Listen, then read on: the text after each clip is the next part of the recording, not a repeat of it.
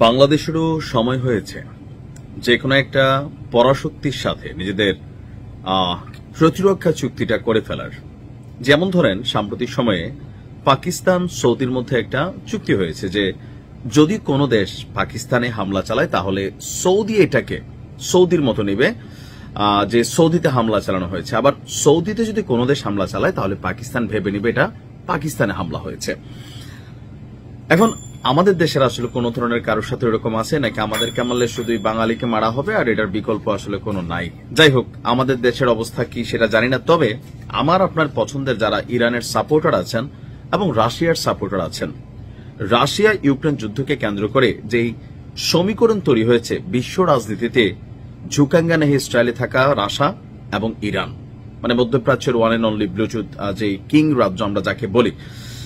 সাম্প্রতিক সময়ে রাশিয়ার উপর আপনারা দেখেছেন যে মার্কিন যুক্তরাষ্ট্র দুইটা নিষেধাজ্ঞা দিয়েছে, ব্যবসা থেকে শুরু করে অনেক কিছুতে, এবং টমক নামক ক্ষেপণাস্ত্র ইউক্রেনের হাতে তুলে দেওয়ার পরিকল্পনা চলছে, পারমাণবিক মহড়া চলছে, রাশিয়া পাল্টা মহড়া দিচ্ছে। অপরদিকে ইরানকে মানে কুপকাত করার জন্য নানান ধরনের প্ল্যান, পরিকল্পনা, অভিযান ইতিমধ্যে সম্পন্ন হয়েছে। এমনকি ট্রাম্প ভাবছিল যে নিষেধাজ্ঞা দিয়া ইরানকে আরো অর্থনৈতিকভাবে পঙ্গু করে ফেলবে, কিন্তু কোনো কাজে দিচ্ছে না। এই মুহূর্তে রাশিয়া এবং ইরানের নতুন আরো একটা কৌশল মাথা ব্যথার কারণ হয়েছে আমেরিকার জন্য, কারণ আমেরিকার যে নিষেধাজ্ঞাটা ইরান এবং রাশিয়ার উপর দেওয়া হয়েছে সেগুলা কাজে দিবে না। কেন কাজে দিবে না আসুন দেখি। রাশদ শহর থেকে আস্তারা পর্যন্ত, রাশিয়া এবং ইরানের রাশদ শহর থেকে আস্তারা পর্যন্ত নতুন একটি রেল লাইন তৈরি করতে যাচ্ছে রাশিয়া এবং ইরান। আর নতুন এই মহা মাস্টার মেগা প্রজেক্টটি যদি আপনার বাস্তবায়ন হয় তাহলে অর্থনৈতিক নিষেধাজ্ঞা আন্তর্জাতিক মঞ্চেও কোণঠাসা হয়ে পড়বে।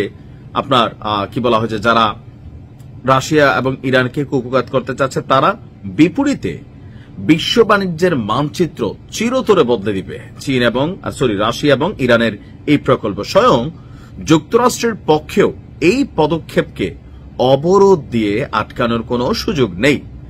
ইরানের রাশদ শহর থেকে আজারবাইজানের আস্তারা পর্যন্ত হবে রেল লাইনটি। এটি কেবল ইস্পাত কিংবা কংক্রিটের লাইন নয়, বরং আন্তর্জাতিক উত্তর দক্ষিণ পরিবহন করিডোরের গুরুত্বপূর্ণ এক সংযোগ। ইরান, আজারবাইজান এবং রাশিয়ার মধ্যে 162 কিলোমিটার দীর্ঘ এই কৌশলগত রেলপথ যদি তৈরি হয়ে যায় তাহলে বাণিজ্যের খরচ প্রায় 30% কমে যাবে। এছাড়াও বিশেষজ্ঞরা বলছে সবচেয়ে বড় পরিবর্তনটি আসবে পণ্য পরিবহনের সময়সীমা এবং মেশিনারি সাপ্লাইয়ে। যেমন ধরেন উত্তর কোরিয়া আপনার পুতিনের কাছে মেশিনারিজ পাঠায়, এখন কিভাবে পাঠায়, তারা তাদের ট্রেনের মাধ্যমে পাঠায়। এটা নিয়ে স্যাটেলাইট থেকে বহুত ইমেজ টিমেজ প্রকাশিত হয় যে ট্রেন যাচ্ছে, কিন্তু ট্রেনের ভিতর কি যাচ্ছে এটা প্রমাণ করা যাচ্ছে না। সো রাশিয়া এবং ইরানের মধ্যে কিন্তু এই কাজটা হবে। আন্তর্জাতিক উত্তর দক্ষিণ পরিবহন করিডোর বা আইএনটিসি এই সংযোগ চালু হলে 37 দিনের যে পরিবহনের সময় সেটা হয়ে যাবে 19 দিনে। অর্থাৎ সুয়েজ খাল ব্যবহার করে পণ্য পরিবহনে যে সময় লাগে তার প্রায় অর্ধেক সময়ে এক দেশ থেকে অন্য দেশে পণ্য পৌঁছে যাবে।